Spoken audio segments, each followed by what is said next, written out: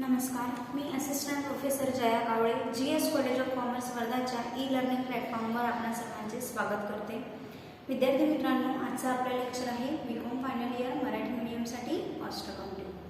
तर आपण कॉस्ट अकाउंटिंगमध्ये कॉन्ट्रॅक्ट कॉस्टिंग सुरू केलेलं होतं आणि कॉन्ट्रॅक्ट कॉस्टिंगचे आपले जवळपास 2 ते 3 एक्झाम्पल झालेले आहेत। आपण सर्वात आधी कंप्लीट कॉन्ट्रॅक्ट हा पार्ट घेतला। कंप्लीट कॉन्ट्रॅक्टमध्ये आपण 2 प्रॉब्लेम्स बघितलेले आहेत। त्यानंतर आपण इनकम्प्लीट कॉन्ट्रॅक्ट सुरू केलेलं होतं आणि इनकम्प्लीट कॉन्ट्रॅक्टमधला जो एक पार्ट होता की जर काम किंवा कॉन्ट्रॅक्ट 1/3 पेक्षा कमी पूर्ण झालेला असेल तर त्याचा प्रॉफिट अँड लॉस कशा पद्धतीने शोधून काढायचा आणि ते प्रॉफिट किंवा 1/3 पेक्षा जर कमी काम झालेलं असेल आणि त्यावर जर प्रॉफिट आलं असेल तर किती प्रॉफिट आपल्याला प्रॉफिट अँड लॉस अकाउंटला ट्रान्सफर करावं लागेल हे आपण मागील जो आपला लेक्चर झालेला आहे त्यामध्ये बघितलं की जर 1/3 पेक्षा कमी काम पूर्ण झालेलं असेल तर कॉन्ट्रॅक्ट अकाउंटवर जो प्रॉफिट येईल तो प्रॉफिट किंवा लॉस आपल्याला जो प्रॉफिट येईल आहे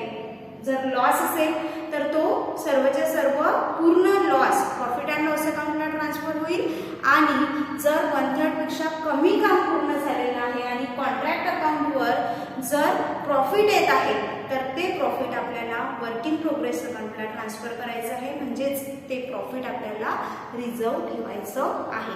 ते प्रॉफिट आपल्याला प्रॉफिट अँड लॉस अकाउंटला ट्रान्सफर करायचं नाही आहे। क्लिअर? त्यानंतर आपण आज त्यामधला दुसरा पार्ट बघणार आहोत की जर 1/3 पेक्षा जास्त काम पूर्ण झालं असेल तर म्हणजे 1/3 पेक्षा जास्त काम पूर्ण झालं असेल बट 50% पेक्षा कमी। क्लिअर? या ठिकाणी 2 गोष्टी आपल्याला लक्षात ठेवायच्या आहे की जो कॉन्ट्रॅक्ट आहे तो 1/3 पेक्षा जास्त पूर्ण झालेला आहे परंतु 50% पेक्षा कमी पूर्ण झालेला असेल तर कॉन्ट्रॅक्ट अकाउंटवर जर प्रॉफिट आलं तर आपल्याला किती प्रॉफिट प्रॉफिट अँड लॉस अकाउंटला ट्रान्सफर करावं लागेल। लॉस आला तर काही विषयच नाही। कॉन्ट्रॅक्ट कसाही असू द्या, कंप्लीट कॉन्ट्रॅक्ट और इनकम्प्लीट कॉन्ट्रॅक्ट, कितीही काम कंप्लीट झालेलं असू द्या काहीही फरक पडत नाही जेव्हा लॉस असेल तेव्हा। कारण जर लॉस आहे तर कुठल्याही परिस्थितीमध्ये लॉस आपल्याला प्रॉफिट अँड लॉस अकाउंटला ट्रान्सफर करायचा असतो। क्लिअर?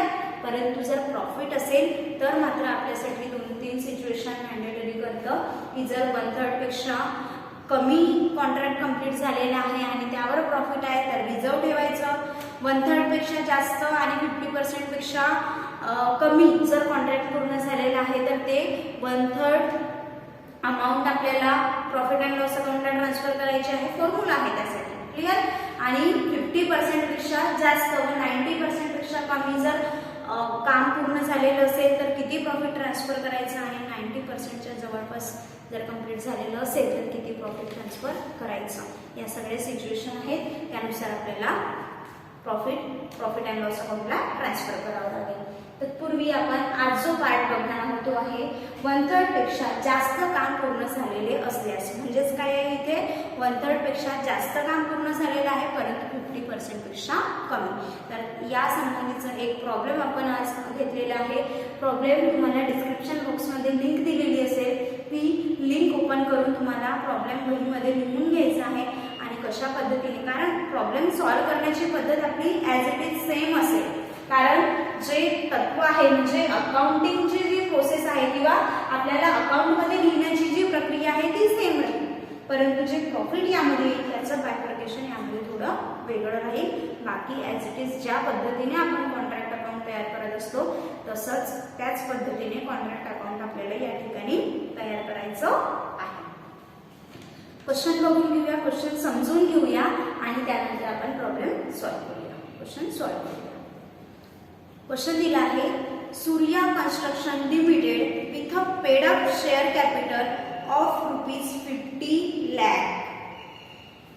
सूर्या कंस्ट्रक्शन लिमिटेडचं इन्फॉर्मेशन तुम्हाला दिलेली आहे, त्याचं पेड अप शेअर कॅपिटल दिलेलं आहे। आता बघा या ठिकाणी पेड अप शेअर कॅपिटल आपल्याला कॉन्ट्रॅक्ट अकाउंटसाठी कामात येणार आहे का? नाही। कन्स्ट्रक्शन कंपनी आहे त्यामध्ये जे पेड अप शेअर कॅपिटल आहे आपल्याला बॅलन्स शीट तयार करत असताना ते त्याचा यूज आपण करू शकतो. त्यानंतर दिलेलं आहे undertook a contract to construct MIG apartments. MIG apartments construct करण्यासाठीचा कॉन्ट्रॅक्ट त्यांनी घेतलेला आहे. The work commenced on the contract on 1 April 2007. 1 April 2007 ला तो कॉन्ट्रॅक्ट घेतलेला आहे. The contract price was ₹60 lakhs. Contract price किती राहणार आहे? 60 lakh. ते महत्त्वाचं आहे, अंडरलाईन करून ठेवू शकतो आपण. त्यानंतर सांगितलं आहे cash received on account of the contract up to 31 March 2008. म्हणजे आर्थिक वर्षाच्या शेवटीपर्यंत म्हणजेच 31 मार्च 2008 पर्यंत कॅश रिसिव्ड झालेली आहे वॉज ₹18 lakhs. किती कॅश रिसिव्ह झालेली आहे? 18 lakhs. ब्रॅकेटमध्ये दिलेलं आहे being 90% of the work certified. म्हणजे जी कॅश रिसिव्ह झालेली आहे 18 lakh ती कशी आहे? वर्क सर्टिफाईडच्या 90%. आता या ठिकाणी आपल्याला वर्क सर्टिफाईडची अमाऊंट क्लिअरली सांगितलेली नाही आहे, परंतु आपल्याला जी कॅश रिसिव्ह झालेली आहे ती वर्क सर्टिफाईडच्या 90% आहे. म्हणजे 90% 18 lakh आहे, तर वर्क सर्टिफाईड किती राहणार आहे? 100%. बरोबर. तर आपल्याला 100% त्या ठिकाणी काढता येईल वर्क सर्टिफाईडची अमाऊंट. क्लिअर. त्यानंतर work completed but not certified. म्हणजे काय की वर्क कम्प्लीट झाले आहे बट ते सर्टिफाईड नाही आहे, म्हणजे वर्क अनसर्टिफाईड आहे. किती आहे work uncertified? Was estimated at ₹1 lakh. Work अनसर्टिफाईडची अमाऊंट किती राहिली आहे? ₹1 lakh. As on 31st March 2008. As on 31st March 2008 साठी आपल्याला इन्फॉर्मेशन दिलेली आहे. Material at site was estimated at ₹30,000. 31st March 2008 ला म्हणजे फायनान्शियल इयरच्या एंडिंगला मटेरियल शिल्लक राहिलेलं आहे साइटवर किती रुपयाचं? 30,000. त्यानंतर machinery at site costing ₹2 lakh. Machinery किती रुपयाची शिल्लक आहे? ₹2 lakh. Machinery at site costing ₹2 lakh was return to store. म्हणजे मशिनरी ॲट साइट जी आहे ती रिटर्न टू स्टोअर आहे, म्हणजे स्टोअरला रिटर्न केलेली आहे. किती रुपयाला? किती रुपयाची मशिनरी रिटर्न केलेली आहे? ₹2 lakh was return to store. And wages outstanding were ₹5,000. Outstanding wages किती आहे? 5,000. वेजेस मध्ये ऍड करूया ते. त्यानंतर plant and machinery at site is to be depreciated at 5%. म्हणजे जी मशिनरी राहील आहे साइटवर त्याच्यावर आपल्याला डेप्रिसिएशन चार्ज करायचं आहे. किती? 5%. क्लिअर. त्यानंतर क्वेश्चन मध्ये the following were the ledger balances. म्हणजेच लेजर बॅलन्सेस दिलेले आहे आपल्याला. लेजर अकाउंटचे काही बॅलन्सेस दिलेले आहे. डेबिट बॅलन्सेस ब्रॅकेटमध्ये दिले आहे. डेबिट बॅलन्सेस दिलेले आहे as per trial balance as on 31st March 2008. Trial balance वरून हे खालील बॅलन्सेस दिलेले आहे. फर्स्ट आहे लँड अँड बिल्डिंग. आता लँड अँड बिल्डिंग आपण कुठेतरी इथे कॉन्ट्रॅक्ट अकाउंट मध्ये घेतो का? पण जर ती कॉन्ट्रॅक्ट करिता वापरलेली आहे, कॉन्ट्रॅक्टला दिलेली आहे तर ठीक, परंतु या ठिकाणी तसा कुठेही उल्लेख नाही आहे. त्यामुळे जी लँड अँड बिल्डिंग आहे ती आपल्याला बॅलन्स शीट तयार करताना असेट साइडला घ्यायचं आहे. त्यानंतर land and machinery 60% at site. बघा इथे आवर्जून सांगितलेलं आहे 60% कशासाठी यूज केली जाणार आहे? साइटसाठी. म्हणजे कॉन्ट्रॅक्टची जी साइट असेल त्यासाठी 60% प्लांट अँड मशिनरी यूज होणार आहे. म्हणजे 60% कॉन्ट्रॅक्ट अकाउंटच्या डेबिट साइडला आपल्याला लिहावं लागेल आणि उर्वरित 40% बॅलन्स शीटमध्ये शो करावे लागेल. त्यानंतर आहे फर्निचर. फर्निचर सुद्धा आपल्याला बॅलन्स शीटमध्ये दाखवावं लागेल. त्यानंतर आहे मटेरियल्स. तर मटेरियल्स कॉन्ट्रॅक्टसाठी इनपुट केलेलं कॉन्ट्रॅक्टसाठी लावलेलं आहे, तर डेबिटला कॉन्ट्रॅक्टच्या. फ्यूल अँड पॉवर कॉन्ट्रॅक्ट अकाउंटमध्ये. साईट एक्सपेन्सेस त्या पर्टिक्युलर साईटसाठी एक्सपेन्सेस झालेला आहे कॉन्ट्रॅक्टच्या डेबिट साईडला येईल.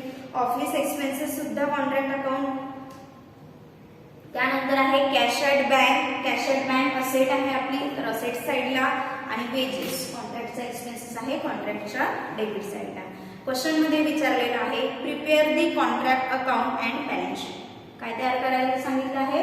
कॉन्ट्रॅक्ट अकाउंट आणि बॅलन्स शीट. तर सर्वात आधी आपण वन बाय वन सर्वात आधी कॉन्ट्रॅक्ट अकाउंट तयार करूया, त्यानंतर बॅलन्स शीट किंवा जी इन्फॉर्मेशन आपल्याला दिलेली आहे साइड बाय साइड दोन्ही आपण तयार करू शकतो. क्लिअर? तर चला सर्वात आधी कॉन्ट्रॅक्ट अकाउंट.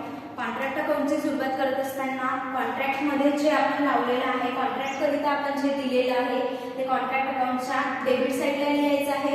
कॉन्ट्रॅक्ट कडून आपल्याला जे मिळालेलं आहे किंवा कॉन्ट्रॅक्ट कडून जे वापस केलेलं आहे, परत केलेलं आहे, किंवा कॉन्ट्रॅक्ट मध्ये जे शिल्लक राहिलेलं आहे ते कॉन्ट्रॅक्ट अकाउंटच्या क्रेडिट साईडला लिहायचं आहे. क्लिअर आहे? तर फर्स्ट सर्वात आधी कॉन्ट्रॅक्ट साठी आपण यूज केलेलं काय? मटेरियल. तर या ठिकाणी कॉन्ट्रॅक्ट अकाउंटच्या डेबिट साईडला मटेरियल किती आहे? मटेरियल ₹14 लाख. किती आहे मटेरियल? ₹14 लाख. त्यानंतर फ्यूल अँड पॉवर. तर त्यापूर्वी आपण वेजेस लिहून घेऊया. हा डायरेक्ट एक्सपेन्सेस आहे कॉन्ट्रॅक्टशी रिलेटेड. तर वेजेस आहे 2,50,000. 2,50,000 मध्ये आउटस्टँडिंग वेजेसची इन्फॉर्मेशन आपल्याला दिलेली आहे. आउटस्टँडिंग वेजेस बघा दिलेला आहे. किती आहे वेजेस? आउटस्टँडिंग ₹5,000. तर या ठिकाणी आउटस्टँडिंग वेजेस ऍड होईल ₹5,000 आणि टोटल येईल आहे याची 2,55,000. 2,55,000. क्लिअर? त्यानंतर जे प्लांट आपण कॉन्ट्रॅक्ट साठी यूज केलेला आहे, plant and machinery.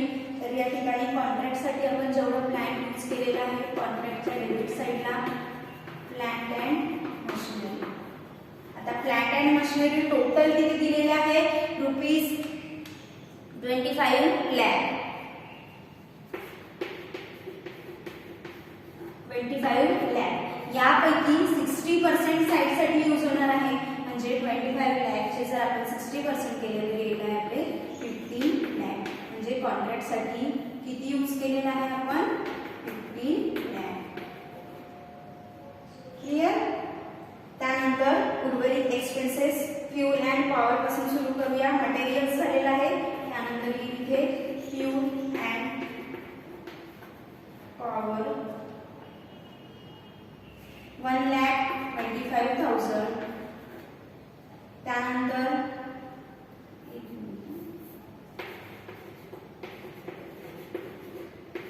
Fuel and power 1,25,000. Then आहे साइट एक्सपेन्सेस. साइट एक्सपेन्सेस दिलेला आहे ₹5,000. Then office expenses.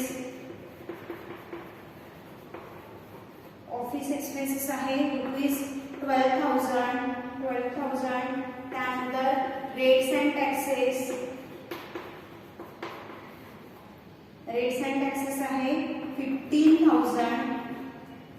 Then cash at bank तिकडे लिहायचं आहे आणि वेजेस सगळं झालेलं आहे. तर इथपर्यंतचे एक्सपेन्सेस आपल्याला दिलेले होते. सर्व एक्सपेन्सेस आपण लिहून घेतले आहेत. आता क्रेडिट साईडला. क्रेडिट साईडला आपण काय करत असतो की जे मटेरियल उर्वरित आहे किंवा उरलेलं आहे ते मटेरियल क्रेडिटला, मशिनरी जी काही उर्वरित शिल्लक असेल ती क्रेडिटला, किंवा जी स्टोअरला ट्रान्सफर केलेली असेल किंवा अदर कॉन्ट्रॅक्टला ट्रान्सफर केलेली असेल तर कॉन्ट्रॅक्टच्या क्रेडिटला. त्यासोबतच जे वर्क इन प्रोग्रेस अकाउंटला आपण वर्क सर्टिफाईड आणि वर्क अनसर्टिफाईड लिहित असतो ते सुद्धा कॉन्ट्रॅक्ट अकाउंटच्या क्रेडिटला लिहायचं आहे. तर सर्वात आधी आपण या ठिकाणी लिहित असतो work in progress account. Work in progress अकाउंटच्या नावाने या ठिकाणी काय लिहितो आपण? Work certified. आता वर्क सर्टिफाईड आपल्याला कसं काढायचं आहे मी आत्ताच तुम्हाला सांगितलेलं आहे की कॅश रिसिव्ड आपल्याला लिहिलेला आहे 90. कॅश रिसिव्ड दिलेलं आहे आपल्याला रुपीज 18 लाख. किती दिलेलं आहे 18 लाख. ते किती आहे 90% आहे. तर 90% जर सपोज 18 लाख आहे तर 100% किती. तर इथे क्रॉस मल्टिप्लिकेशन करावं लागेल. 18 lakh multiply by 100 divided by 90 जर आपण केलं तर आपल्याला या ठिकाणी जी वर्क सर्टिफाईड आहे त्या वर्क सर्टिफाईडची अमाऊंट मिळेल रुपीज 20 लाख. 20 लाख याचा क्रॉस चेक आपण करू शकतो. 20 लाखचे जर 90% काढले तर 18 लाख होते. म्हणजे वर्क सर्टिफाईडच्या 90% अमाऊंट रिसीव्ह झालेली आहे. क्लिअर. त्यानंतर इथे एक असतं वर्क अनसर्टिफाईड. म्हणजे काम झालेलं आहे परंतु त्या कामाचं सर्टिफिकेशन अजूनपर्यंत दिल्या गेलेलं नाही आहे. ते सर्टिफाईड केलं गेलेलं नाही आहे. तर वर्क अनसर्टिफाईडची अमाऊंट क्लिअरली दिलेली आहे rupees 1 lakh. Rupees 1 lakh. Clear. त्यानंतर जे शेवटी शिल्लक राहिलेलं असेल आपल्याकडे ते घेऊया. त्यामध्ये सर्वात फर्स्ट 31 मार्च 2008 ला काय शिल्लक आहे मटेरियल ॲट साईट रुपीज 30,000. या ठिकाणी मटेरियल ॲट साईट किती आहे 30,000. त्यानंतर machinery at site rupees 2 lakh. Machinery at site. आता बघा मशिनरी जी साईटला शिल्लक राहणार आहे या साईटला शिल्लक राहणार आहे किती रुपयाची 2 लाख रुपीज. क्लिअर. पण त्यावर आपल्याला डेप्रिसिएशन घ्यावं लागेल कारण डेप्रिसिएशनचा रेट या ठिकाणी दिलेला आहे. म्हणजे जे मशिनरी आपण साईट शिल्लक ठेवत आहे किंवा जी मशिनरी आपल्याला शिल्लक ठेवायची आहे त्या मशिनरीवरचं डेप्रिसिएशन आपल्याला या ठिकाणी घ्यावं लागेल. तर machinery return to store machinery return आहे. Machinery return to store. तर मशिनरी रिटर्न टू स्टोअर किती आहे रुपीज 2 लाख. तर जेव्हा आपल्याला मशिनरी स्टोअरला रिटर्न करायची आहे तर रिटर्न करताना सुद्धा आपल्याला यावरचं डेप्रिसिएशन लेस केल्यानंतरच मशिनरी आपल्याला स्टोअरला रिटर्न करायची आहे. क्लिअर. कारण डेप्रिसिएशनचा रेट आपल्याला या ठिकाणी दिलेला आहे. तर डेप्रिसिएशनचा रेट बघा किती दिलेला आहे. Machinery at site is to be plant and machinery at site is to be depreciated at 5%. या ठिकाणी सांगितलेलं आहे की plant and machinery at site म्हणजे साईटवर असलेली मशिनरीज 5% डेप्रिसिएट करायची आहे. म्हणजे जी उर्वरित शिल्लक मशिनरी आहे त्यावर डेप्रिसिएशन आपल्याला घ्यायचं नाही. क्लिअर होईल एवढं. कारण तिथे क्लिअरली सांगितलेलं आहे machinery at site is to be depreciated at 5%. आता ही साईटला जरी असली तरीही आपण इथून जी साईटला मशिनरी होती त्यापैकीचीच मशिनरी आपण रिटर्न करत आहोत स्टोअरला. त्यामुळे यावर डेप्रिसिएशन किती आहे डेप्रिसिएशन 5%. जर यावर डेप्रिसिएशन आपण काढलं तर आपल्याला डेप्रिसिएशन मिळेल यावरचं रुपीज 10,000. आणि मशिनरी जी स्टोअरला ट्रान्सफर होईल आहे 1,90,000. क्लिअर. त्यानंतर जी प्लांट अँड मशिनरी उर्वरित शिल्लक राहिलेली प्लांट अँड मशिनरी. आता प्लांट अँड मशिनरी आपण कॉन्ट्रॅक्टसाठी किती दिलेली होती 15 लाख. 60% होती ना. किती होती 15 लाख. 15 लाख पैकी 2 लाख रिटर्न केली आहे स्टोअरला. म्हणजे आता या ठिकाणी राहिली किती आहे 30 लाख. मशिनरी किती शिल्लक आहे या ठिकाणी 30 लाख. मग याला जेव्हा आपल्याला मशिनरी दाखवायचं आहे दर्शवायचं आहे तर या ठिकाणी डेप्रिसिएशन लेस करावं लागेल. तर म्हणून या ठिकाणी 30 लाखवर आपल्याला 5% डेप्रिसिएशन घ्यायचं आहे. तर 5% डेप्रिसिएशन होईल यावर 65,000. क्लिअर. आणि आउटर कॉलममध्ये येईल 12,35,000. 12,35,000. क्लिअर. त्यानंतर वर्क इन प्रोग्रेस अकाउंट आपलं झालेलं आहे. प्लॅन शिल्लक असलेलं आणि स्टोअरला रिटर्न केलेलं एवढी इन्फॉर्मेशन दिलेली होती आपल्याला. दिलेल्या माहितीवरून आपण व्यवस्थित सगळे अकाउंट लिहून घेतलेले आहे. आता या ठिकाणी आपल्याला दोन्ही अकाउंटचं बॅलन्सिंग करायचं आहे आणि आपल्याला या ठिकाणी प्रॉफिट शोधून काढायचं आहे. आता प्रॉफिट शोधून काढण्यापूर्वी आपल्याला हे लक्षात घ्यायचं आहे की आपल्याला किती प्रॉफिट ट्रान्सफर करायचं आहे. तर आता किती प्रॉफिट अँड लॉस अकाउंटला ट्रान्सफर होईल यासाठी आपल्याजवळ आपल्याला माहिती पाहिजे की वर्क सर्टिफाईड आपलं किती झालेलं आहे. कारण आपण कंपॅरिझन कशाची करत असतो, वर्क सर्टिफाईडची कशासोबत, कॉन्ट्रॅक्ट प्राइस.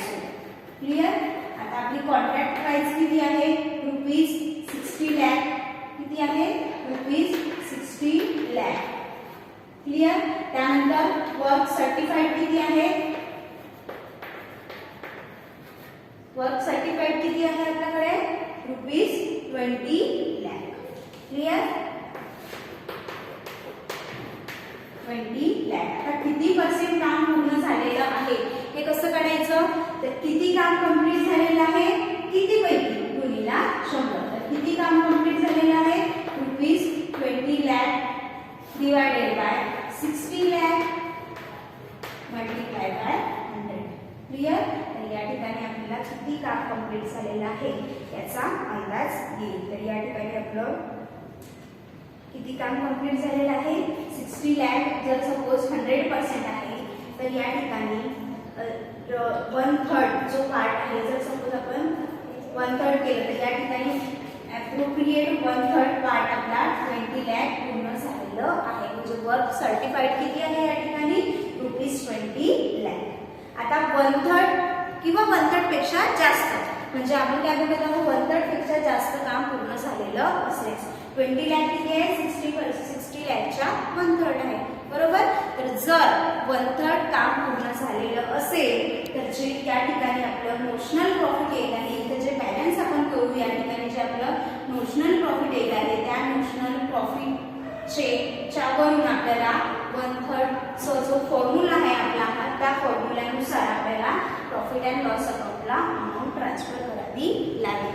तर या ठिकाणी किती अमाऊंट ट्रान्सफर करायची यासाठी आपल्याजवळ सूत्र आहे. काय आहे आपलं सूत्र, नोशनल प्रॉफिट. ठीक आहे. जे टोटल प्रॉफिट किंवा नोशनल प्रॉफिट जे या ठिकाणी शिल्लक आहे ते मल्टिप्लाय बाय 1/3. क्लिअर. या ठिकाणी 1/3 येईल कारण 1/3 पेक्षा जास्त आणि 50% पेक्षा कमी काम पूर्ण झालेलं आहे. त्यामुळे सूत्रामध्ये 1/3 multiply by cash received divided by work certified. Cash received divided by work certified. Cash received divided by work certified. किंवा यासाठी आपण वर्क सर्टिफाईडच्या किती कॅश रिसीव्ह झालेली आहे आपल्याला ते दिलेलं आहे तर आपण या सूत्रामध्ये ते टाकू शकतो. क्लिअर आहे. तर या फॉर्म्युल्यानुसार आपल्याला जे फॉर्म्युल्यावरून आपलं प्रॉफिट येईल आहे तेवढं प्रॉफिट आपल्याला प्रॉफिट अँड लॉस अकाउंटला ट्रान्सफर करावं लागेल. तर आपल्याला त्यासाठी आधी काय पाहिजे आहे, नोशनल प्रॉफिट. तर आपण आधी नोशनल प्रॉफिट काढून घेऊया. यासाठी आपल्याला बॅलन्सिंग करावं लागेल. जेव्हा आपण कॉन्ट्रॅक्ट अकाउंटचं बॅलन्सिंग करतो आहे तर बॅलन्सिंगसाठी आपल्याला इथे नोशनल प्रॉफिट येईल आहे आपलं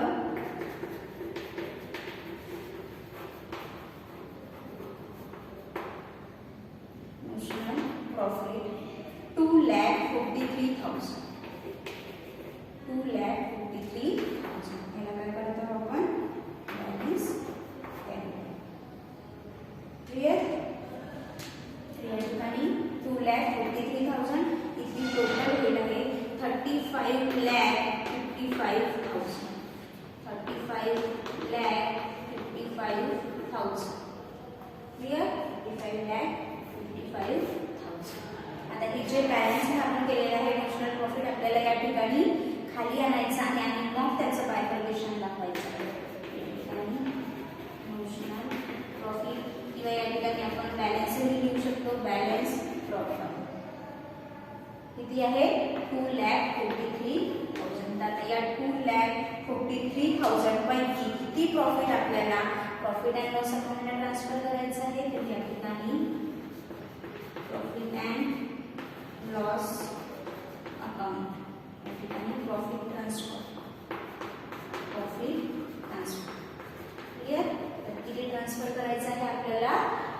रिसिव्ह वर्क सर्टिफाईडच्या 1. या ठिकाणी कॅल्क्युलेशन होईल आहे 2,43,000 मल्टिप्लाय बाय किती आहे फॉर्म्युल्यामध्ये 1/3 मल्टिप्लाय बाय कॅश रिसिव्ह किती होतं कॅश रिसिव्ह किती आहे ₹18 लाख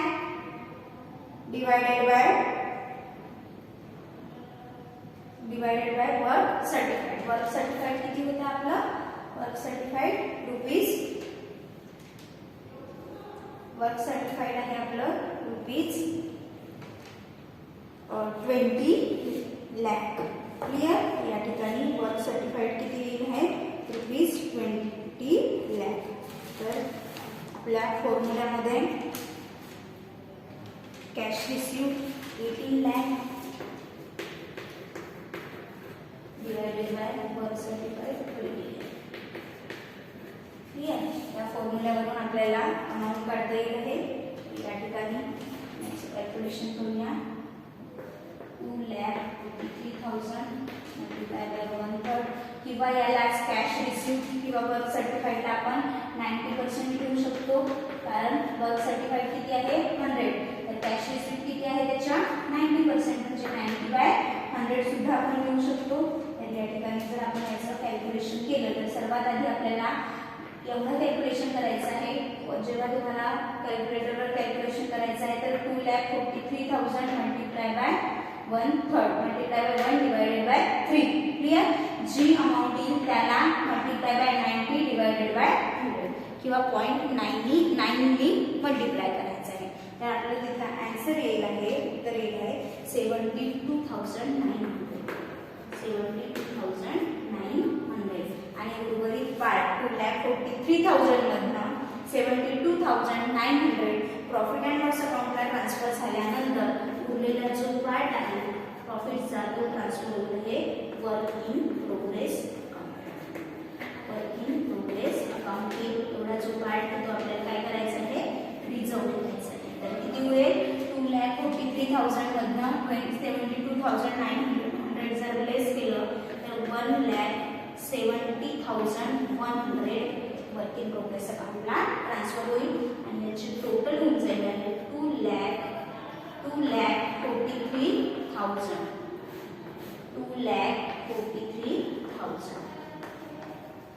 2,43,000 या पद्धतीने कॉन्ट्रॅक्ट अकाउंट कंप्लीट झालेलं आहे 2,43,000. लक्षात आलं. जर 1/3 पेक्षा जास्त काम पूर्ण झालेलं आहे परंतु 50% पेक्षा कमी पूर्ण झालेला आहे तर जो हिस्सा आहे या फॉर्म्युल्यामध्ये 1/3 लागेल. क्लिअर. याच ऐवजी जर 50% पेक्षा जास्त आणि 90% पेक्षा कमी काम पूर्ण झालेलं आहे तर या फॉर्म्युल्यामध्ये 2/3 लागेल. क्लिअर. या पद्धतीने contract.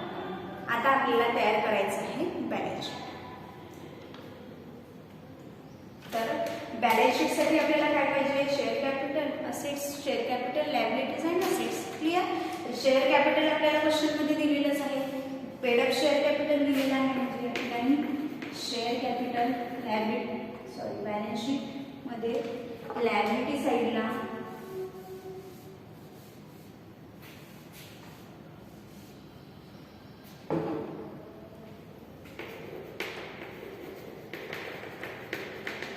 liabilities amount assets. Clear. Share capital liability साइडला किती आहे पेड अप शेअर कॅपिटल आपल्याला दिलेलं आहे ₹50 लाख. किती दिलेलं आहे ₹50 लाख. क्लियर. त्यानंतर काय येईल आउटस्टँडिंग वेजेस लायबिलिटी आहे बघा 5,000 तर लायबिलिटी साइडला येईल आउटस्टँडिंग वेजेस आणि त्यानंतर प्रॉफिट अँड लॉस अकाउंटचं balance sheet profit and loss अकाउंटला आपण ट्रान्सफर केलेलं आहे 72,900 तर ते कुठे येईल आहे बॅलन्स शीट मध्ये लायबिलिटी साइडला प्रॉफिट अँड लॉस अकाउंट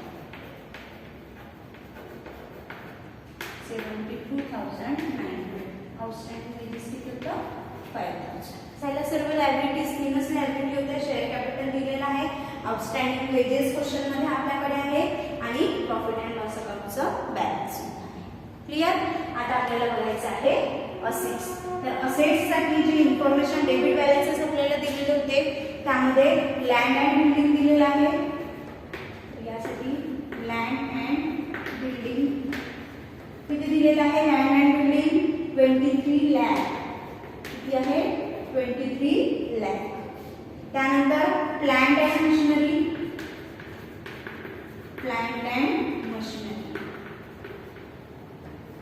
आता प्लांट अँड मशिनरी मध्ये जी मशिनरी जितकी शिल्लक आहे ती आपल्याला पूर्ण घ्यायची आहे. तर बघा साईडला किती शिल्लक आहे? 12,35,000. कारण जरी ही मशिनरी साईडवर असेल तरी बॅलन्स शीट हा पूर्ण बिझनेसचा एक सारांश आहे किंवा एक बिझनेसचा आरसा आहे ज्यामध्ये आपण बिझनेसच्या सर्व लायबिलिटीज आणि असेट्स दाखवत असतो.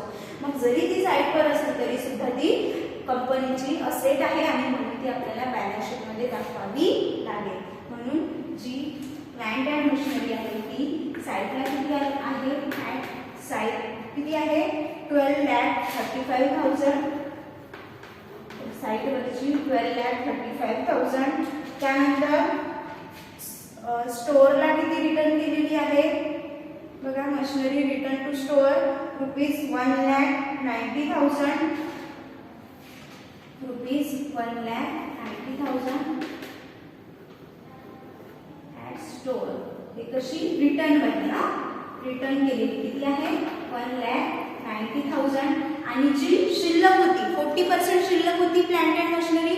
कारण 60% आपण साईटला ट्रान्सफर केलेली आहे परंतु जी 40% शिल्लक होती म्हणजे जी स्टोअरला ॲट स्टोअरमध्ये जी शिल्लक होती ती सुद्धा आपल्याला दाखवावी लागेल.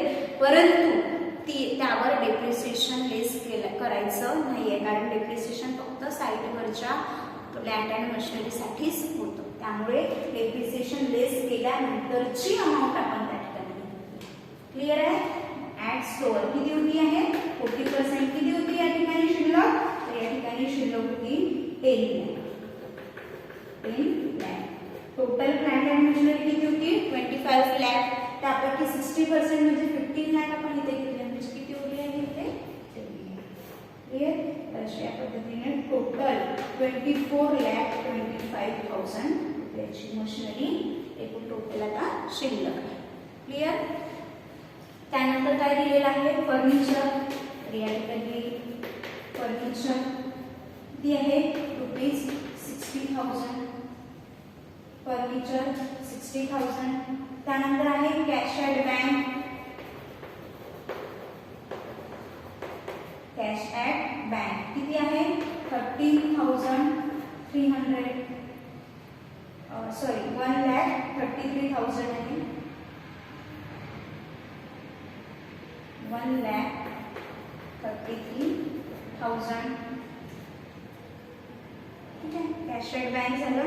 त्यानंतर शेवटी आपण या ठिकाणी घेत असतो जे शेवटचा शिल्लक माल असेल म्हणजे मटेरियल ॲट साईट 30,000 सुद्धा येईल. या ठिकाणी मटेरियल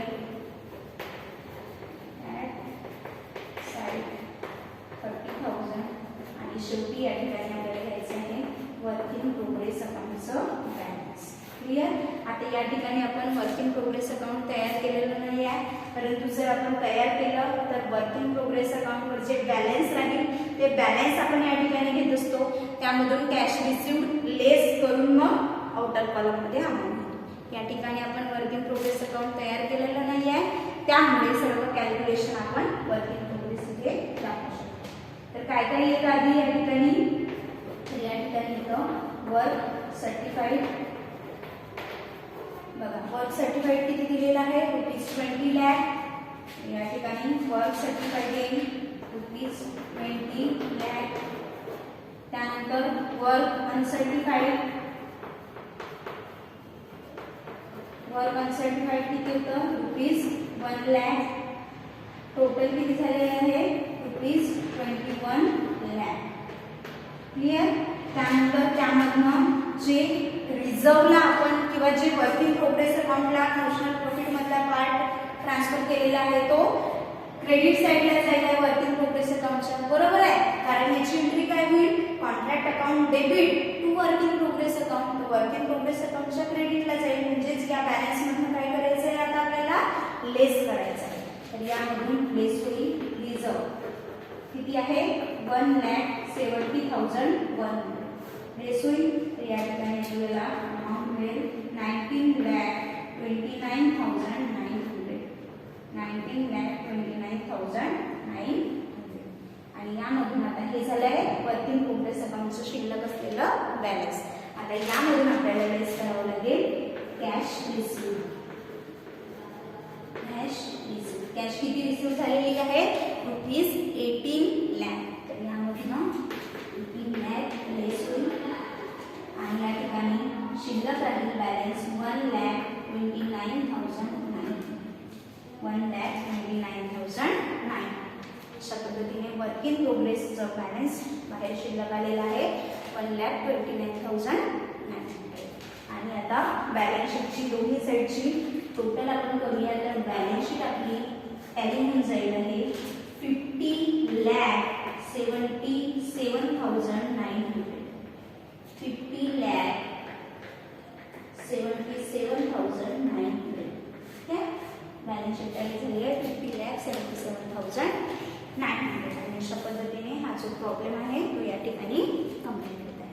काय बघितलं आपण या प्रॉब्लेममध्ये 1/3 पेक्षा जर जास्त कॉन्ट्रॅक्ट पूर्ण झालेला असेल परंतु 50% पेक्षा कमी कॉन्ट्रॅक्ट पूर्ण झालेला असेल तर contract account as it is बनवायचं आहे. परंतु या ठिकाणी जे टोटल प्रॉफिट येईल आहे बॅलन्स येणार आहे किंवा नोशनल प्रॉफिट ज्याला म्हणून आपण त्यापैकी त्याचं बायफर्केशन करायचं आहे.